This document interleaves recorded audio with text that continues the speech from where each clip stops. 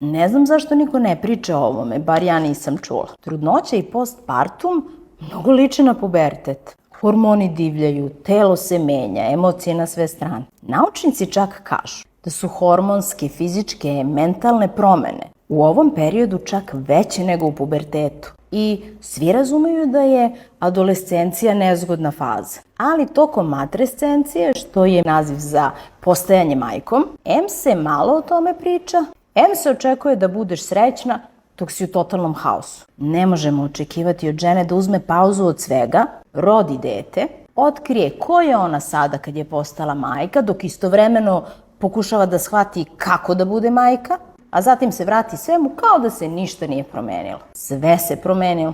A oko tebe svi pričaju samo o bebi. Imaš osjećaj da te niko zapravo ne vidi i ne razume. Ako ti treba podrška, piši informacije, imaš u opisu profila i ispod ovog videa.